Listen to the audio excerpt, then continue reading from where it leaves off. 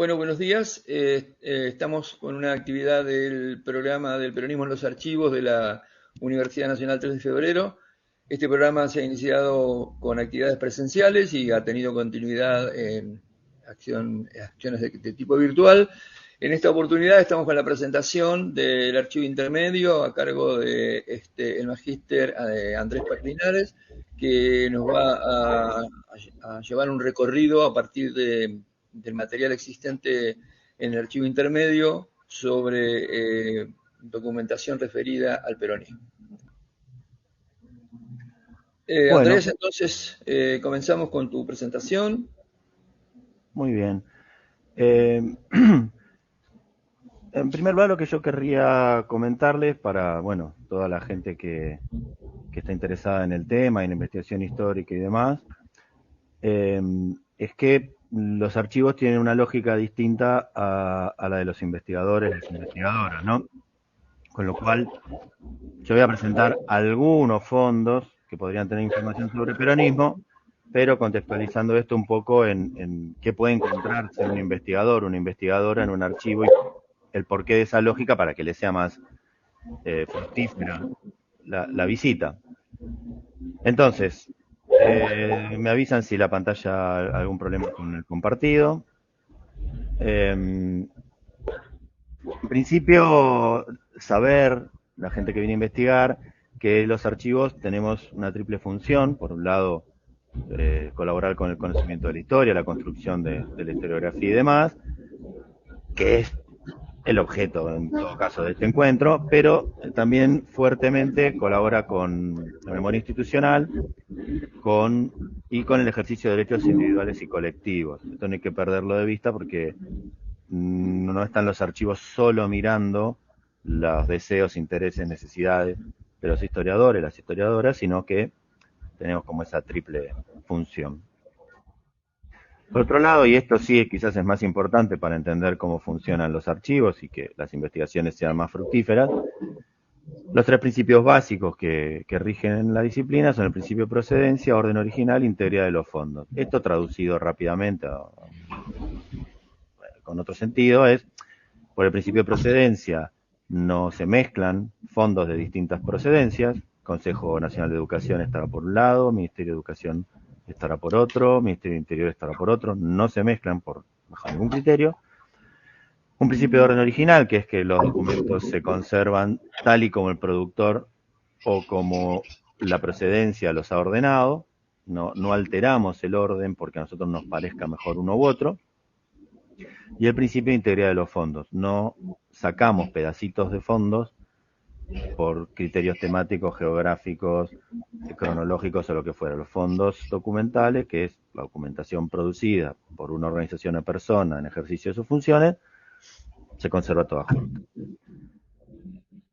Cuando ya tenemos los documentos, los procesos archivísticos básicos, que son, si los hacemos bien, los que les va a facilitar grandemente la investigación y si los hacemos mal se les va a complicar, es la identificación y clasificación, la descripción, que es lo que permite el acceso, bueno, evaluación, preservación y acceso y transparencia, ¿no? La sala de usuario a la que hemos tenido el gusto de tenerlos a los dos, eh, es eso, ¿no? Es el lugar, puede ser una sala presencial, pero cada vez más acceso por internet, en donde todo el sentido de la archivística se manifiesta, que es dar acceso a los documentos que previamente evaluamos, conservamos, describimos y demás. Y por último, para dar un poco de contexto, los documentos de archivo son distintos a otro tipo de documentos. Todos los documentos son registros de la actividad humana fijada en un soporte durable, pero los documentos de archivo, a diferencia de los diarios, de los libros, etcétera, tienen una serie de características que son originales, que son únicos, pero me tendría 2 minutos en esto. Son orgánicos y seriados. Quiere decir que la producción documental no es temática, es funcional. En ambos casos. Es seriada porque es orgánica y dado que es orgánico, es seriado. Y los archivos no preservan fuentes, eso es como un error también de sentido común.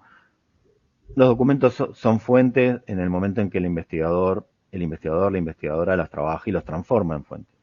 no es función de los archivos preservar fuentes, sino documentos auténticos, fiables, íntegros, claramente accesibles, en contexto. Dejo los canales de contacto posibles con el AGN, incluido el mail del departamento, cualquier cuestión que alguien quiera abundar en información en esta presentación cortita. Y vamos a mencionar algunos fondos con información relevante al peronismo, no sin antes recordar que no hay fondos documentales del peronismo archivísticamente, eso nosotros no lo podemos sostener, porque la producción es funcional. Entonces, claro, el ministerio, nosotros tenemos un fondo Ministerio de Obras Públicas que cubre de 1882 a 1982. Bueno, los periodos en que el peronismo es el gobierno, habrá información sobre los gobiernos peronistas, pero no hay, como decirlo, no se conservan los archivos fondos documentales peronistas o sobre el peronismo.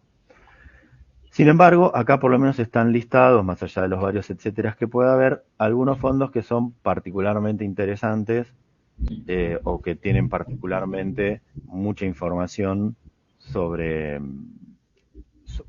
todo sobre los dos primeros gobiernos peronistas. Por un lado, la Fiscalía Nacional de Recuperación Patrimonial.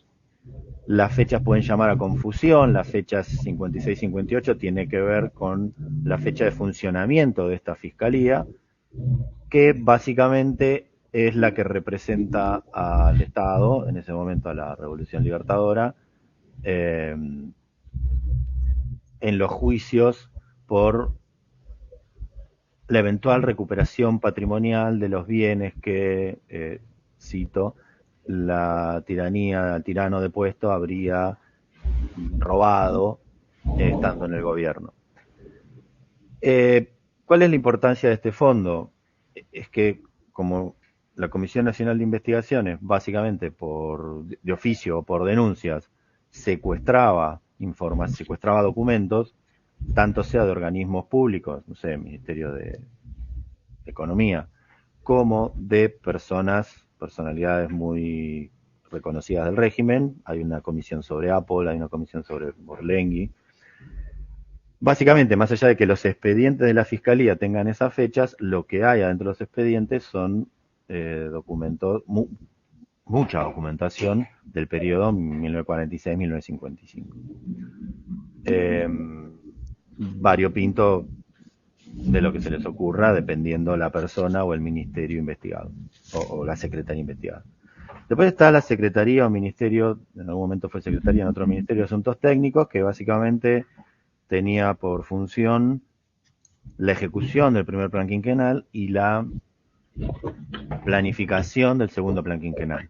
Acá también hay desde un censo nacional de obras públicas hasta una serie que se llama iniciativas, que básicamente son iniciativas bajo el lema Perón quiere escuchar lo que su pueblo tiene para decir, o el estilo era. Algunas de esas iniciativas se volcaban después en la planificación, otras no, pero digamos, es un fondo muy interesante y muy variopinto, porque involucra toda la planificación del segundo plan quinquenal sobre todo. Ministerio de Interior, secretos confidenciales y reservados, más allá de que esas son las fechas extremas, la mayor cantidad de documentaciones del periodo de los dos primeros gobiernos peronistas, de un ministerio que para cualquier gobierno es como nodal, junto con quizás el de Economía, que lleva la relación política, las relaciones políticas al interior del país. Después tenemos la Dirección Nacional Electoral como fondo, tiene resultados electorales y estadísticas de las fechas entre las fechas que están viendo. Esto lo estamos en este momento ingestando y creemos que a la brevedad va a estar disponible a la consulta pública por web. No va a hacer falta venir al DAI. Otro que podemos mencionar es el Consejo Supremo de Justicia Policial Nacional. Entre esas fechas es el famoso Código Perón de Justicia Policial. Funcionó entre esas fechas, no hay nada antes ni nada después. Y básicamente lo que hay son sumarios a la recientemente creada, agentes de la recientemente creada Policía Federal, de la Policía de los Territorios, Gendarmería y Prefectura, que eran las fuerzas que estaban bajo este Código Penal de Justicia. De la Fundación Eva Perón, desgraciadamente, se ha conservado muy poco, merced al afán destructor de la revolución libertadora. Lo que nosotros conservamos es sobre todo actas de directorio y demás después de la reorganización de la fundación con posterioridad a la muerte de Eva. Después hay, como decía, un montón más, una gran cantidad de documentos que pueden comunicarse, de fondos, secciones y series documentales, pueden comunicarse por los canales que puse antes, que si llegan, que si las fechas extremas son de ese periodo, va a haber información. Pero estos quizás sean los más críticamente importantes para el estudio del peronismo.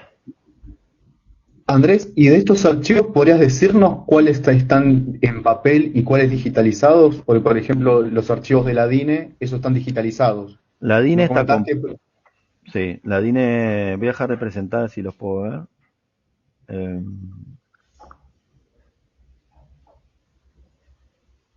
Ahí está, ahí estoy mejor. La DINE está completamente digitalizada, lo que no está subida a internet. Entonces, lo que nosotros estamos haciendo es, para preservar la documentación, en el caso de investigadores e investigadoras que vengan, ofrecerles visualizar en pantallas nuestras, de la sala, las imágenes digitales. Pesa mucho la totalidad del fondo como para poder grabarlo, pero también si hay pedidos muy puntuales, podemos grabarles las imágenes y que la gente que viene se lo lleve, lo vea en la casa. Pero tenemos la esperanza de que si no es este año, o sea en el primer trimestre del año que viene, eso ya esté disponible por internet. Después, secretos confidenciales y reservados lo estamos digitalizando. La idea es el año que viene, también el primer trimestre, primer cuatrimestre, a medida que se va digitalizando, ir progresivamente subiendo a internet para que se pueda ir consultando por web. O sea, no esperar a tener todo el fondo digitalizado para subirlo, porque es de considerable volumen. Esperar, ir subiendo, perdón, progresivamente a medida que vamos digitalizando. Y eso serían, como en lo que estamos hablando, los avances en digitalización y sobre todo transparencia activa en la web. Porque digitalizar y no publicar no tiene mucho sentido. O tiene poco sentido. Aparte, por ejemplo, el archivo de la DINE es para destacar la calidad de la digitalización. Está muy bien digitalizado. Cuando se lo ve en la web, está muy buena calidad de digitalización. En el archivo, y hace ya mucho tiempo en el archivo intermedio, digitalizamos con estándares de digitalización patrimonial. Hay como 12 estándares, ¿no? Una digitalización de consulta con que se le alcanza, y una digitalización que nosotros decimos patrimonial, que es con calidad, alta calidad, digamos. Después igual se baja, se comprime sin pérdida para subir en la web, porque si no, para abrir cada máster en la web te tarda un año. Digamos, en términos técnicos, se digitaliza en TIFF y se difunde en PDF o en JPG, dependiendo, pero probablemente en PDF. No pierde calidad, o casi no pierde calidad, casi no va a perder calidad. Hay muchos avances en ese sentido. Andrés, ¿alguna orientación precisa puede tener el investigador acerca de su temática de investigación? Por ejemplo, alguien que estudie ferrocarriles o alguien que estudie salud, más allá digamos, de la presentación general que vos has hecho, ¿hay alguna otra guía de orientación para, de algún modo, tener cierta idea acerca de qué documentación se puede llegar a encontrar?